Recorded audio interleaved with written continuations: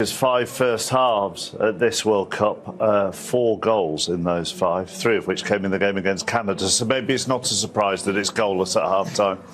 It's such an intriguing match, though. When you look at it, it's like the tactical battle, actually like a chess match. You make a move, and then we're going to make a move. It's so interesting how Croatia first started with a press, and actually, it's not that Brazil were playing bad, I would say. It's that Croatia are limiting and nullifying their main threats at the moment.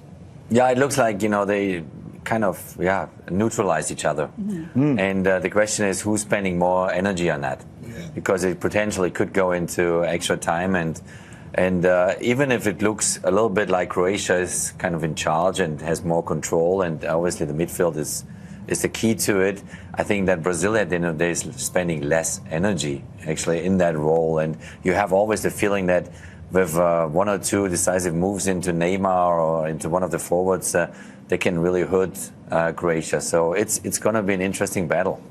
It's not got us up out of our seats, has it? Because there really haven't been that many chances. But as both Alex and Jürgen have said, there's a tactical intrigue to it. Yeah, I think, before the game, everyone was saying Brazil were going to come here and score loads of goals. But I mentioned before the game that the patience that Croatia have, the know-how, the experience, the sucking the life out of the game, and that's what they need to do. That's what they have done in that first half, and they've changed it up. They went from pressing really high to dropping off, giving a low block, and sending the ball out wide. And anything that come out wide will deal with what's going to come in the middle of the pitch. So that first sort of 20 minutes was when they really did the high press? Yeah, I just thought it was, because I didn't know how they would approach the game. I thought they would sit in a low block, but this is the first 20 minutes of the game. They all know the jobs, they all know what they need to be doing. And on this side, it comes into that position, and Kovacic is there to get the second pieces. And I thought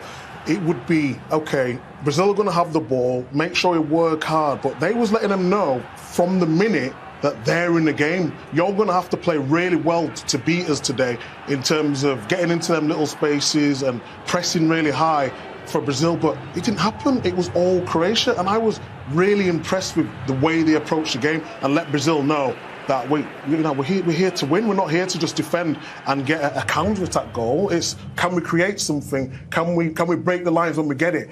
The only problem is it's just that lack of quality when they do break them lines. So when you talk about energy and fitness, did they change from the high press to the slightly lower block? Is that going to conserve some of at least their physical fitness, maybe not their mental fitness? No, it comes all together. So when Brazil realized after 15-20 minutes that this high pressure system by Croatia is part now of the game, then they try to push it further up the field, but not necessarily chasing now Croatia all over the place, because they know the individual quality can beat you in a heartbeat. But it is this kind of messaging between each other, saying, we are in here for a battle, we understand, but it's going to be a long game. It's going to be a long game, and I think when you pressurize, it doesn't matter if it's a higher block or in a middle block system. And you think always about what Brazilians' next move, it wears you out. It makes you tired. And this is where Paqueta and also especially Casemiro, they were hoping for that. They're saying, okay, we sit back. You might look a little bit better. You have a little bit more possession. But actually, we know exactly what we're doing here, because as soon as I find Neymar, and Neymar finds one of the top 3, then we're gonna kind of get that chance that we need to break the result. The best player in that first half was a right back. Oh, you ran a bit. Why do you sound so surprised? Do you know what? Can you have a bit of positivity with that, please? Well, I tell you why he's the best right back in this game at the moment, because he's literally not even sitting back worrying about the Brazilians and their overload down this side. He's like, well, actually, I'm going to make you worry about me. I'm going to drive forward and get into spaces when I can. Even here, he knows that the space, you change the point of attack, and he needs to be there and lead in that attack. And look at his energy just to get forward. And here, sometimes it's just being an option to be a bounce pass. It's not even nothing big, but it's allowing his team to keep possession and get up the field. Once again, being another option, getting forward, making Brazil worry about him. He's been doing it for the whole 45 minutes. Pass and go again, and go at speed, driving into space. I just absolutely love it. And this is when we're talking about attacking right backs and being brave on the ball. And to do this at the end of it, it's just been quality the whole half, Micah. And this is what managers really want to see. They want to see one-against-one battles. Yeah. They want to see, okay, who drives who mad.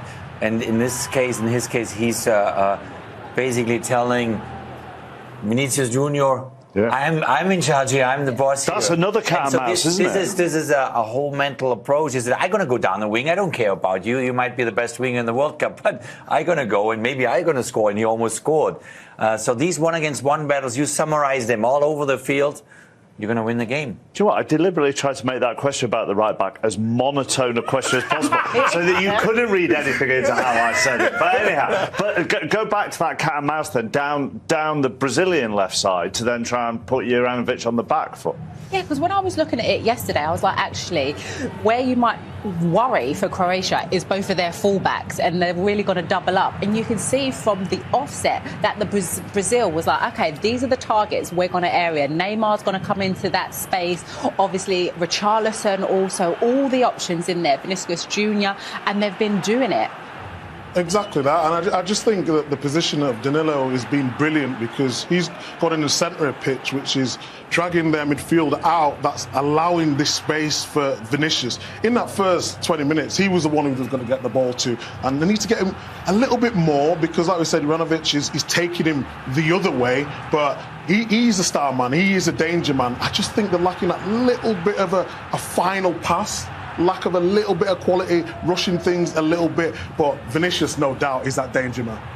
Who do you think Jurgen at half-time will think they might have to change it more? Because that's what I find fascinating about this discussion.